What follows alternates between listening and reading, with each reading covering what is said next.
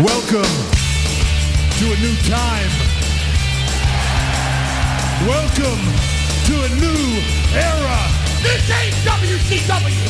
This ain't Monday Night Raw. This ain't SmackDown. This ain't even WWE. Feel the wrath of the pythons. You shall feel the wrath of Hulkamania. This is where the power lies. And that's the bottom line, because Stone Cold said so. He put hard times on Dusty Rhodes and his family. I got a 66 and 2/3 chance of winning, because Kurt Angle knows he can't beat me, and he's not even going to try. It's time to step into the squared circle and get it done.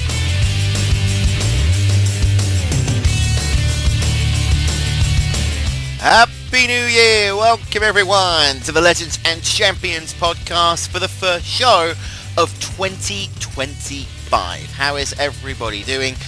Andy Evans here, coming to you from the United Kingdom on the second week of 2025, our first show back since we went off air for the Holiday Hullabaloo 2, featuring all of us from the network. So the ACT guys, Mike, myself, Joe, Dan the Mouth Lavransky, RJ City, Brett the Hitman Hart, Mickey James, Nick Aldis. Every single person was a part of the Holiday Hullabaloo, and if you haven't listened to it yet, where have you been? Check it out on the podcast feed, and you can be a part of what was one of the most fun and exciting 2 weeks of podcasts. But how is everyone? Did you all have a good Christmas? It feels like it has been a hell of a long time since we were sat together talking about retro professional wrestling.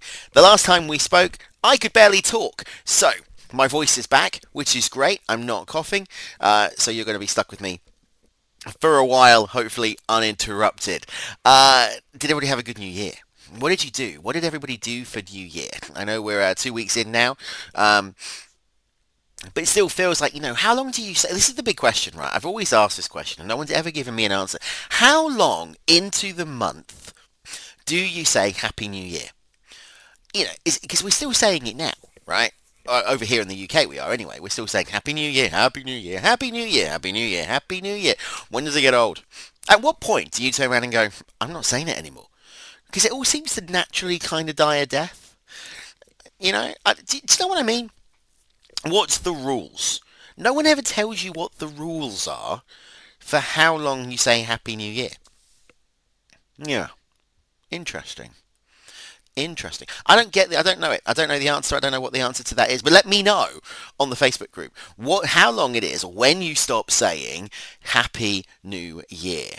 Right, let's take it to this man. Make it sweet, he'll make it short. It's time for Andy's Weather Report. Yeah. Alright, it's 2025. The jingle's not going anywhere. We have to keep doing the weather report. Well, we're 2 weeks in. We on New Year's Day, it was very, very wet, as you've come to expect from over here in the UK. I think Canada, you get snow. Over here in the UK, we get nothing but rain. And I mean, it absolutely rained cats and dogs. It chucked it down. You could not move or leave the house without some sort of an umbrella. And then my umbrella broke. So I was walking down the road. I was going to the local drinking establishment because my family and I went out for dinner for New Year's Day, as you do sometimes. And I was walking down. Now, bear in mind, the place where I go to is literally, a 5-minute walk up the road from the house. So it's the local. It's really great. And I had my umbrella, and I was walking up the road, very happy, and my 6-year-old was running away, and she was like, ah, da, da, da, da, da. And then a gust of wind came, and my umbrella ended up in somebody else's garden, completely destroyed. Didn't actually go and knock on the door and ask if I could get it back. It was slightly embarrassing, so just kind of very quickly walked on to the pub to have dinner and a beer. Hair of the dog, because New Year's Eve was quite messy. New Year's Eve, very messy. There was, how many of us was there here? There was 8 of us here. So there was 4 adults and 5 kids. 5 kids, right? Of various ages, from 4 up to 12. So it was very noisy, very loud, and a lot of alcohol was consumed from about 2 in the afternoon up until, I think I gave in at about 1:30. and just went, that's it. No, I can't do it. But what I did do, and what has been really good, is WWE on Netflix. Now, this is going to have been talked about on the show with Mike on the ACT. I am actually loving it. So I'm loving the back catalogue. I'm missing the network, don't get me wrong. I'm missing my fix of WCW. I'm missing my fix of SMW. I'm missing my fix of ECW. I am missing the classic content, you know, like the WWF home video releases that they did. But actually, what I've got to say, and I genuinely mean this, the fact that they've uploaded so much retro content already, especially over here, and when you think about WrestleMania, every WrestleMania is uploaded, every SummerSlam is uploaded, every Rumble is uploaded, every Survivor Series, King of the Ring, you know, all the big ones are already there. It's easy to navigate.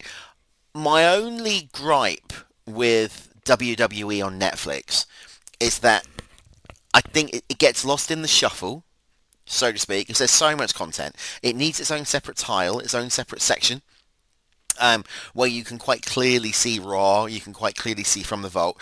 And by the time, you know, we're taping this, breaking the fourth wall, I'm taping this before Raw goes to Netflix, before the live Raw episode. So this will most likely be answered. I don't know the answer to this yet. Will the live Raw be moved to From the Vault? Because I love that concept, the From the Vault. You know, they're slow dripping the episodes, the content, the retro content from yesteryear. They've got so much on Raw already. 52 episodes of Raw from 2024. So every episode so far. And it's gradually building the library back up as it goes along. Same for SmackDown, same for NXT. But and this will be answered. So it's a rhetorical question. I'm just talking. I'm chewing the fat. I'm just kind of saying it. You're going to know the answer by the time you listen to this. Will it go into From the Vault? But I think it's great. I think they've done a great job. I think Netflix have done a great promotion. I think they need to, you know, like I said, change the layout a little bit. So there needs to be a category. So you know, when you go into categories and you've got action, comedy, adult, you know, all that type of thing, there needs to be a WWE section. So it's all there and it's all easy. But actually, at the moment, touch wood, I'm actually impressed. And I, you know, quite enjoyed watching some of the old content again. I've watched a couple of WrestleManias, a couple of Royal Rumbles. You know, it's Royal Rumble season. So yeah, it's good. It's good so far. In fact, wrestling's been on fire so far in 2025. It's going to be an interesting year, and I think, you know, I think if you look at where we're going, you know, with AEW being on Max, with WWE being on Netflix globally, I think we're in for an interesting ride in 2025. Yeah. But what can you expect from this show in 2025? Well, very straightforward. We're not changing. Well, we are changing slightly, and I'll tell you more about that in just a second. We're still going to be covering all the retro content, right? That's our bread and butter. That's what we're going to do. We're going to be looking at the pay-per-views. We're going to be looking at the superstars. We're going to be looking at the moments. We're going to be cross-promotional. So we're going to be looking at ECW. We're going to be looking at WCW, TNA, and of course, the World Wrestling Federation. But we are also not a great deal, because that's what you've got Mike for. That's what you've got Mitch and Dimitri for. We are going to give you some thoughts on the current products, normally at the beginning of the show, normally in this preamble type thing, where I'm going to, you know, because now it's on Netflix, it's a lot easier for me to catch up on. So one of the things that I hated before was having to try and keep up with everything. Now it's on Netflix, now it's easier. I can click a button and it's there, and I can watch it. So we will be doing some sort of a very quick look at what's happened and some general thoughts on professional wrestling. We're not going to be touching the news, because that's obviously what Mike does and what Mitch does and Dimitri do in terms of the recaps. These are just the thoughts of a UK madman each and every week, starting next week. All right. So that's the way the show is going to change. That's it, really. And I'm going to be bringing in some guest co-hosts. Not every week, just some weeks, just to kind of give me someone to bounce off with, because, you know, obviously Mitch and Dimitri have got such a great partnership. So I'm opening the floodgates. If anybody listening to this in podcast land or radio land would like to potentially come on the show and do a show with me about a retro topic that you can pick, maybe, drop us a line on the Facebook group, or drop me a line myself, and let's chat. And I can tell you that Joe Aguinaldo, the legendary Joe Aguinaldo, who did a cracking interview with the Hitman Bret Hart at Holiday Hullabaloo, will be coming on the show very, very soon. And I'm hoping the ACT guys will also come on. And we will do something, plus Mike will be coming on as well.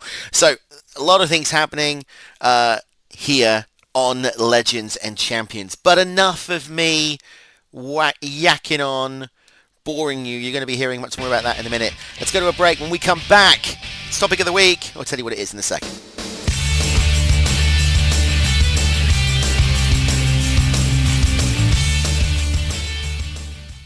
Hey, yo, how many of you here came to listen to your same generic wrestling podcast?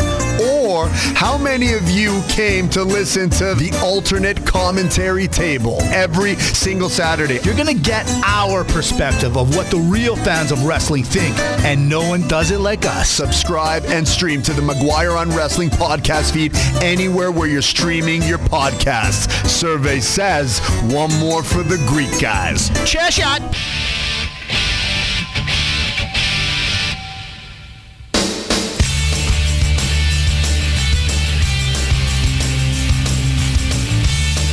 And we are back with more of the Legends and Champions podcast with me, Andy Evans, coming to you direct from the UK. And this week, we are going to be opening the vault and kicking off 2025 talking about one of my favourite events of the calendar year. And that is, of course, the Royal Rumble. This is the legacy of the Royal Rumble. It's going to be kicking off our Rumble season because obviously Rumble happens live on Netflix globally, or on Peacock in the US at the beginning of February of this month. So for the next few weeks, we're going to be picking out some Rumble pay-per-view events. We're going to be breaking them down, talking about some of the highlights of those. We might even do some things a little bit different. Who knows? But we are going to be doing the Royal Rumble season. So let's kick it off. Let's talk about the Royal Rumble. And let's go back in time to the mid-1980s, because the World Wrestling Entertainment, then known as the World Wrestling Federation, in the mid-1980s was in the beginning of its national expansion. It had already come off 3, at this point, successful WrestleManias, breaking the mold of what a live wrestling supercard should be, breaking the mold of what pay-per-view and presentation should be. And whether you love the guy or you hate the guy, all down to Vincent Kennedy McMahon. But Vince was looking for something different. He wanted to continue to break the mold and to produce more supercard events, either on national TV or on pay-per-view. And the reason for that really was to continue to jump on this juggernaut of the national expansion, to continue to jump on this juggernaut of Hulkamania running wild, of the popularity of WrestleMania, of the popularity of Saturday night's main event, of everything that was happening at that time. So he put an open call out. Anybody come with ideas? What do you think? In stepped one of the most innovative wrestling minds of all time, Pat Patterson, the first Intercontinental Champion, the man who had booked some of the most memorable moments up to that point in professional wrestling, and someone who was also Vince McMahon's right-hand advisor. And Pat envisioned a match unlike anything that you had ever seen in wrestling before. A staged battle royal. Now, we all know, and because we saw it at WrestleMania 2 when they did the battle royal, what a traditional battle royal was. The traditional battle royal, when every person is in the ring at the same time when the bell rings, and it is pandemonium, right? You're trying to watch it, you're trying to throw them over the top rope, and both feet must hit the floor. Well, Patterson said, well, we can still do the battle royal, that's brilliant, but what about if we change it up and it becomes a staged entry battle royal? 2 men kick it off every 2 minutes or 90 seconds thereafter, the timer will go and another man will enter the ring according to the number they drew. The winner of the Royal Rumble is the last person standing in that squared circle after all 30 participants have entered and 29 have been thrown over the top rope and both feet hit the floor. Good, right? Patterson said that the reason he wanted to do this was because it would create a natural build of suspense. And it would allow for some unique storytelling opportunities. Because there would be alliances, there would be betrayals, there would be rivalries unfolding in front of the viewer's eyes. Something that you hadn't seen before. As we move on through the years, it also allows for some very unique storytelling to take place on Monday Night Raw, Friday Night SmackDown. It means that you could see the dissolution of certain tag teams or stables. You could see the formation of new stables and new tag teams coming out. And it also gives you iconic moments that only the Royal Rumble can do. And we'll touch more about that in a second. But here's the kicker, folks. Vince hated the idea. He wasn't sold on it. He didn't think it was going to be any good. So it did take Pat Patterson quite a lot of time, quite a lot of convincing to actually get Vince to give him the green light. So what did they do? They did a special on the USA Network on January the 24th, 1988. They gave it away for free. And this was quite tactical on Patterson's part because he said to Vince, if you give me the TV special, I will run the Royal Rumble. You tell me if it's a success. And it was. It was a huge success for USA. So, in 1989, it became its own standalone pay-per-view with the 1989 Royal Rumble. But there were also some other changes, because the 1988 event, being on free TV, featured only 20 participants, and not the 30 that we've come to expect over the years. It also lacked, as did most of them, or all of them, up until 1992, the winner gets a WrestleMania title shot stipulation. The 88 match was relatively straightforward. Hacksaw Jim Duggan outlasted performers such as Bret the Hitman Hart, Jake the Snake Roberts, and the One Man Gang to claim the victory. The format was still in its infancy, but fans loved the unpredictability and excitement of seeing who would enter next. And there is some really, when you're watching the pay-per-view, some great moments where you hear the crowd getting into it, doing the 10, 9, and then the cheer or the boo or the complete shock as the legends or the returnees or the debuts make their opinion. In 1989, the Rumble expanded to 30 participants and became, as I said, a fully fledged pay-per-view on the schedule, which is where it stayed ever since. That year, it was Big John Studd who emerged victorious, cementing the Royal Rumble as a must-watch. The secret to the Royal Rumble, though, ladies and gentlemen, is its simplicity and its adaptability. As I said, the rules are straightforward. There's only 4. 2 superstars start. At select intervals, another performer enters the ring. Elimination occurs when a wrestler is thrown over the top rope, and both feet, key point there, touch the floor. And the last person standing wins the match.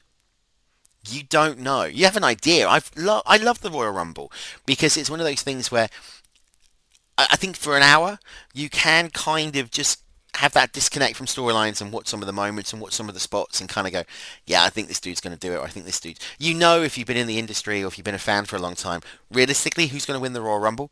But there is that moment in some of them when it's done well where you kind of go, is it going to be this obvious? Is it? Or is it going to be a different way? What it also means is that every entrant who enters the Royal Rumble needs to have endurance. If you enter at number 1, it's more than likely you're not going to win the Royal Rumble match. It also allows for certain performers to cement their legacy. I'm talking about you, Kofi Kingston. Because being able to avoid elimination creates some of the most iconic moments that are still talked about and shown on VT packages in the WWE. That could be anything from handstands to jumping on the barricades. Kofi Kingston from the New Day, which sucks by the way, has redefined how to survive in a Royal Rumble, which really did cement him as a fan favourite. The Rumble also thrives on its surprises, whether it's the return of an absent legend, a debuting superstar from NXT, or a celebrity appearance like Drew Carey in 2001. There is always something or someone that makes the jaws of the fans drop, that come out, but also sets the backbone for what is WrestleMania. So you can clearly see that I'm passionate about the Royal Rumble. It is one of mine, if not my favourite event in the calendar. I would go as far as say, actually, that I prefer it to WrestleMania. I mean, WrestleMania is the granddaddy of them all. It's the showcase of the Immortals. It's the one where, we watch every year because it's our Super Bowl. We know that. But there's something about the Royal Rumble that is different. There's something about the Royal Rumble that kind of gets your blood pumping, that kind of gets you going, I'm loving it. Come on, let's have it. And it creates some very iconic moments, which we're going to talk about after this.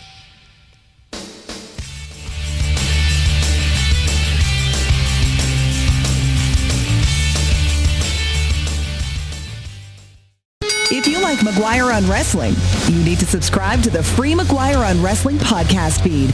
Not only do you get access to the show a day early, but you also get free bonus content every week. Share a laugh with Mitch and Dimitri on the alternate commentary table. Oh, I'm Cody Brown. Look at me. Now, if this was Damian Priest, he'd apologize. He probably would have apologized. Follow along with the film career of one of wrestling's biggest stars with We've Seen a Movie. Basically, I'm just watching John Cena play his wrestling character. If John Cena was a raging alcoholic Atlantic City mooch before this.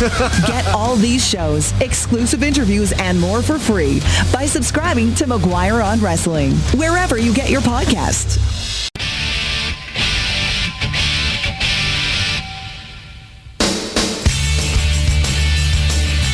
And we are back with more of Legends and Champions coming to you from the UK. It's all about the Royal Rumble this week. It's the legacy of the WWE Royal Rumble. We've set the scene. We've talked about how the event was created. But let's talk about some of the most iconic moments. And we're kicking it off with the one that everybody still talks about to this day. 1992. Often regarded as the greatest Royal Rumble of all time. The stakes were higher than ever, as the WWE Championship was on the line for the first and only time in Rumble history. The events became apparent following the Survivor Series in 1991 and Tuesday in Texas, where both Hulk Hogan and The Undertaker were stripped of the World Wrestling Federation Heavyweight Championship, and it was deemed to be vacant. That means President Jack Tunney at the time put it on the line. He said 30 WWF superstars can battle and the winner will walk out as the World Wrestling Federation champion. Enter the Nature Boy, Ric Flair, who joined at number 3, lasted an incredible 59 minutes, eliminating Sid Justice to win the Royal Rumble and become, for the first time in his career, the World Wrestling Federation Heavyweight Champion. Just adding to those accolades, that title collection that he had got already in the NWA and in WCW. But what this did more than ever was showcase his stamina, his cunning, and his adaptability to any opponent. What also added to this, and I think it's something that needs to be referenced, is the commentary for Bobby the Brain Heenan. Really cheering for Flair, descending into near panic when Flair was about to be thrown over the top rope. This really did elevate the drama of that show, of that event, to a legendary status. And it is up there in my top 5 Royal Rumbles. Next, we're going to do 2 moments back to back. 1995, 1996, because it was when Shawn Michaels revolutionized the concept of endurance in the Royal Rumble. I said to you earlier, entering at number 1 means you are not guaranteed or even likely to make it into the Final 4, Final 2, or win the Royal Rumble. Well, he has to prove me wrong, doesn't he? And 2 consecutive years back-to-back, 1995, 1996, Shawn Michaels came in at number 1, lasted over 38 minutes, avoided elimination by clinging to the top rope in 1995 after the British Bulldog clotheslined him with only 1 foot touching the floor. He then followed it up with a back-to-back win in 1996, cementing himself as the showstopper. Now bear in mind, at this point, the winner of the Royal Rumble would go on to headline WrestleMania. At 1995, he would go on to face Big Daddy Cool Diesel in Hartford, Connecticut at WrestleMania 11, accompanied to the ring by Baywatch's Pamela Anderson. We're going to be talking about WrestleMania 11 in the next few weeks when we hit WrestleMania season.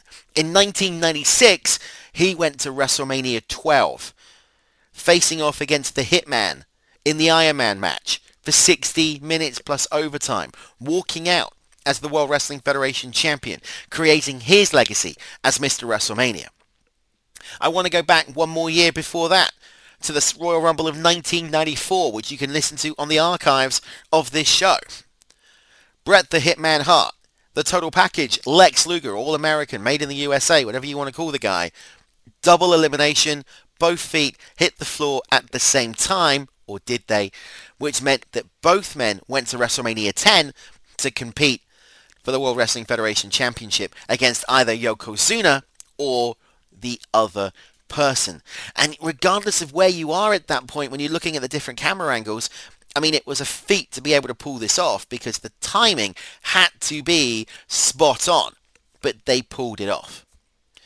One man who exemplifies dominance in the Royal Rumble is Stone Cold Steve Austin. He had wins in 1997, 1998 and 2001, which really did solidify him as a Hall of Famer. But it was in 1997 where Austin used underhanded tactics like sneaking back into the match after being eliminated to win, which meant we had WWF In Your House Final 4. Where the winner of that match, that fatal 4-way, would go on to WrestleMania 13 to face the World Wrestling Federation champion, which was Psycho Sid. And I'm just trying to remember who was in that. The final 4 was definitely Bret the Hitman Hart, The Undertaker, and Stone Cold Steve Austin. I can't remember at this moment who the 4th person is. I will find out before the end of the show.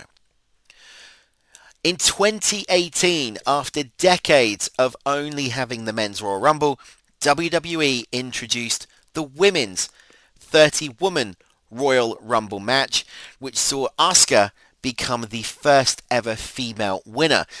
But it also celebrated women's wrestling with surprise entrants like Trish Stratus, Lita, and Jacqueline. And again, the stipulation was exactly the same. The winner of the Royal Rumble match goes to WrestleMania and faces off against the champion of their choice. Now, this was obviously unique for both men and women because back in 1993 onwards, where it was won by Yokozuna, there was only one champion. There was only one brand, so it was quite clear who they were going to go for.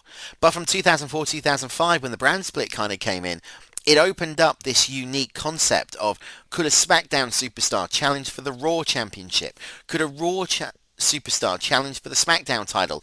Could, and this has never happened, but I'm kind of intrigued to see if it would, could a Raw or SmackDown superstar challenge for the NXT Championship? Could an NXT superstar suddenly get built up and challenge for the Raw or the SmackDown or the NXT title? I think it's fair to say that, NXT wouldn't ever be in that spotlight, but if it did, imagine the surprise to everybody when that decision was made. But it really does open up a bit of a floodgate because you're kind of going, we're linking it back to storyline here, are we going somewhere different? And you know what Paul Levesque's like? He is creative genius. He will do what he needs to do. In 2020, after 9 years away due to a career-ending neck injury, Adam Copeland, otherwise known as Edge, returned to the WWE and to professional wrestling as a surprise entrant. And if you go back and watch that, if you go back and listen to the roar of the crowd, when his music hit, it was one of the loudest reactions in WWE history, almost as loud as when Rey Mysterio Jr. came out and won the Royal Rumble over Daniel Bryan, who didn't appear. That was just, wow, yeah, intriguing. But what makes the Royal Rumble so unique, so special? Why does it have a place in the hearts of everyone? It's because it's not just a match. It's this, as we talked about, it's this gateway to WrestleMania. And I think the other thing about the Royal Rumble is that it's helped to elevate future stars in the company.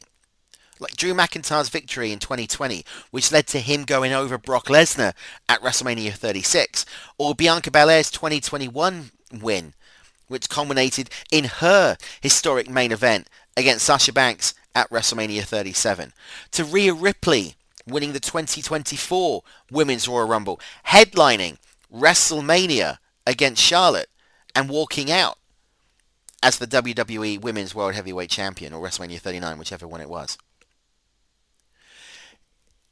It also, for a wrestling historian, for a wrestling fan, serves as a time capsule for the evolution of the business. It's highlighting those generational shifts with veterans passing the torch to younger talent. It's a showcase of the depth of the WWE roster, blending those established performers, those rising prospects, and those nostalgic returns. And it's also a chance for you to have a bit of a game, a bit of a guess, who's next? Who's coming out next? Where is John Cena coming out in the 2025 Royal Rumble? Is Joe Hendry making an appearance in the 2025 Royal Rumble? Rey Fenix, Penta El Zero, Ricky Starks. Who is it going to be? Because you have no idea of the running order ahead of time.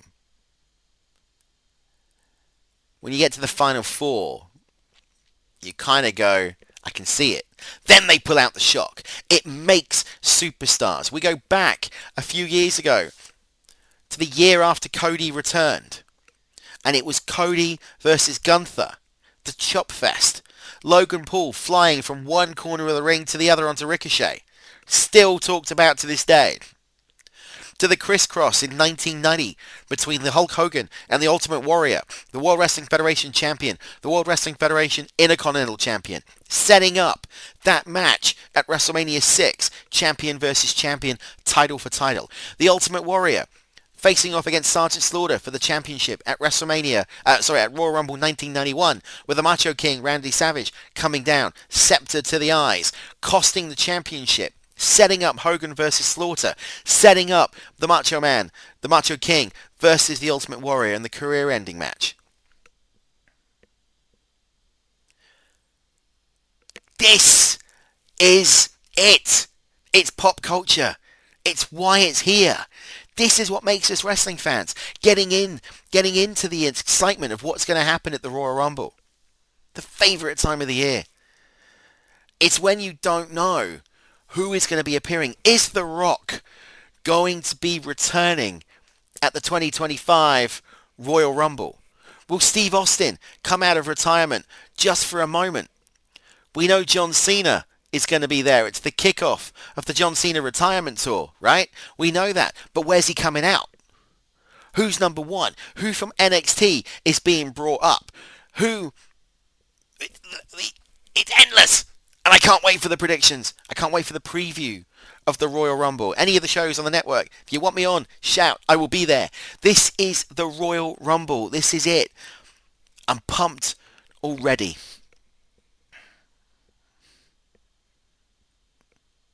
The Royal Rumble, though, is not without its controversies, right? And we've already referenced one of them. The 2014 and the 2015 Rumbles were polarizing for fans because fans wanted Daniel Bryan to win when he was eliminated. Or in 2014, he hadn't even entered, and the backlash was immense.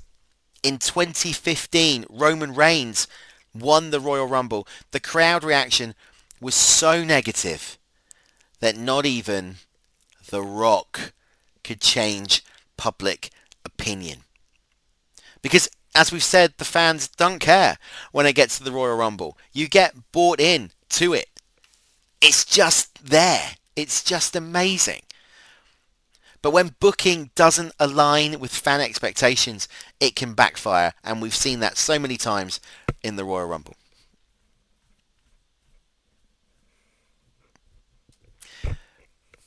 What is clear, though, is that the Royal Rumble is going to continue to captivate audiences throughout the decades, throughout the eras. When we come back, we're going to look in a bit more detail at some more of those controversies that we've referenced at the Royal Rumble. See you after this.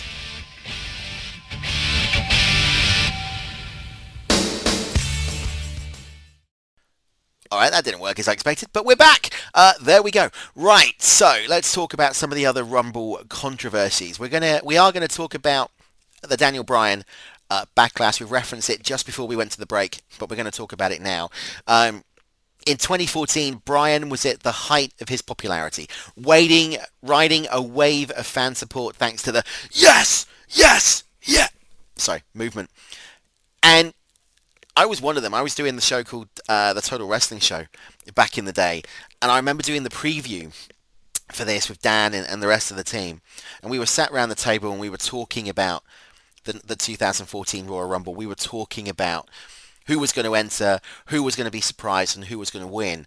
And we all picked Bryan Danielson to enter at I think we picked number 21, which is one of the most highest numbers you can get, and to walk out of the Royal Rumble as the number one contender for WrestleMania. And then the following week, when we did the recap, we were like, what the hell happened? He wasn't even in the match. The final two participants were Batista, returning to the WWE after a 4-year absence, and Roman Reigns. It was Batista who won, not Rey Mysterio. I apologize. The crowd's reaction to Batista winning was pure hostility. The boos, were deafening. The backlash online, on Twitter or X, whatever you want to call it now, thanks Elon Musk, on Facebook, on fan forums, everywhere, was immediate. So what did the WWE do? Well, they obviously course corrected. They added Daniel Bryan to the WrestleMania main event of that year. But just as they did with Cody Roman in 2024, the damage had already been done. The following year, however, you would think the WWE would have learned from their mistakes, but they didn't. They made things worse. Because in 2015, Bryan did enter the match, but was shockingly eliminated early. Once again, breaking the hearts of fans globally. Roman Reigns, then being pushed as the next big star, was the clear favourite to win going into the Royal Rumble, but the crowd was having none of it. When Reigns eliminated Rusev to win the match, the boos were so loud that not even the Great One, who entered the ring to endorse him as head of the table, could claim the crowd. These 2 years highlighted this major disconnect between WWE's booking and its audience. The fans wanted Bryan, but WWE had its sights set on other stars. 1999, the Royal Rumble is known for being the most divisive in history because it revolved around the rivalry of Stone Cold Steve Austin and Mr. McMahon. Vince, who was the evil boss at the time, entered the Rumble at number 2, directly opposite Austin. And it really did turn into a spectacle, with Vince and Austin brawling outside of the ring for much of the event. Meanwhile, the rest of the roster was essentially an afterthought. In the end, though, Vince shockingly eliminated Austin to win the match. Now, whilst the storyline payoff was entertaining in some ways, Vince never intended to challenge for the championship, which felt that many fans believed that it actually undermined the credibility of the Royal Rumble to elevate wrestlers as a platform. Giving a win to the already powerful Vince McMahon felt like a wasted opportunity, which I agree with, to showcase a rising star. Now, how would you have booked this any differently? Quite easily, I think. You could have had Steve Austin in the Royal Rumble, doing what Steve Austin does, left and right, eliminations, stomping a mud hole, and then Vince causes the distraction where he is then eliminated by someone. I think that would have worked better. Fans would have taken to that much more than it just being a vehicle about Vince McMahon and Steve Austin. In 2005, the Royal Rumble match ended in absolute chaos, and this time it wasn't scripted, unlike 1994. John Cena and Batista were the final two participants as they battled for supremacy, as they battled to win that title shot at WrestleMania. Both men accidentally went over the top rope, and they hit the floor simultaneously. Now, because this was unplanned, the referees had no idea what to do. They were caught off guard. They scrambled to figure out, with each official declaring a different winner, leading to what is still total confusion, because if you watch that VT, you've all got a different perspective on who won. That is when McMahon came down, doing the strut, to the ring in a rage to reset the match. And this is where one of the funniest moments happened. Because in the process, Vince slid into the ring awkwardly and tore both of his quadriceps, leaving him unable to stand. So he had to sit in the ring and bark orders at the referees and the superstars whilst in visible pain. It's not nice that someone obviously injured themselves, but that footage, that shot of Vince just sat on his ass in the ring, barking out orders in Vince McMahon character is iconic in so many different ways.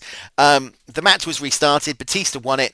It's now remembered as a bizarre and somewhat hilarious moment, but at the time it highlighted the unpredictable nature of live wrestling and how one simple mistake can cause a massive spiral out of control for the event itself. I will say this, they just did a great opportunity to showcase to the fans how you deal with controversy. Yeah. In 2022, it was the Women's Royal Rumble also drew some significant criticism. Fans were excited to see fresh storylines and new stars highlighted because of NXT, right? But the event leaned heavily on superstars from the past, the legends, like Lita, like the Bellas, and even like the baddest woman on the planet, Ronda Rousey, who went to win the match. Now, there is no denying that Rousey's return was a major moment, but many felt the decision came at the expense of the full-time roster, particularly the youngest stars. Now, this is the time when people like Liv Morgan were actively building momentum, seemed overshadowed in favour of nostalgia and big-name returns. You can't always get it right. In 2007, oh yeah, I remember this one. The Great Khali dominated the final moments of the Royal Rumble, eliminating 7 wrestlers in quick succession before being outsmarted by The Undertaker, who won. Now, while Khali's dominance wasn't as controversial as some later moments, fans criticised the decision to give so much focus to a wrestler who was widely regarded as being limited in the ring. We've already talked about this man, but controversy continues for Roman Reigns, particularly in 2017 and 2018, because fans in 2017 were furious at Reigns entering as the number 30 spot as a surprise, despite having already competed earlier in the night in a championship match. His appearance seemed calculated move to troll the audience who wanted a fresh face to win. And the following year, in 2018, Reigns made it to the final 2 against Shinsuke Nakamura. This time, they made the right call, giving Nakamura the victory, but the mere presence of Reigns in such a prominent spot drew groans from the fans who felt that he had already been pushed too hard. I mean, you've got to think, right, about how good those moments are, because in all of the years of the Royal Rumble, we've still been talking about those particular moments, and that's only some of them. And this is the controversials, right? I'm not even talking about some of the highlights. There is so much that you can talk about with the Royal Rumble, and over the next few weeks, we are going to be looking at some of the favourite Royal Rumbles, some of my favourite Royal Rumbles. My first one that I ever watched, the 1990 Royal Rumble. We're going to be looking back at the 1995, which we've talked about with Shawn Michaels. We're going to be looking at the top eliminations in Royal Rumble history, the moments. All to come right here on LAC, and I want you involved as well on the Facebook group. Let me know, what was your favourite Royal Rumble moment? What was your favourite Royal Rumble year? What was your favourite event? Was it the Royal Rumble match? Was it the undercard? Let me know, and we will create a fans show on Legends in the next few weeks. That's it for this week of Legends and Champions. Thank you for joining us. Don't forget, each and every week we are here with your midweek treat. And of course, you've also got the ACT guys on Saturday and Mike on a Sunday giving you all of the action. Check us out on YouTube as well. We're back now. You can listen to us on YouTube or on podcast. It is amazing to be with this network and to see where we're going. And I hope you've enjoyed this look at the legacy of the Royal Rumble. There is so much we could still talk about. I don't want to peak too soon. We're going to look at some of those big events in the next coming weeks. But for now, all that's left for me to say is so long, everybody. Happy New Year, and I will see you this time next week for more Legends and Champions. So long for now. Bye-bye now.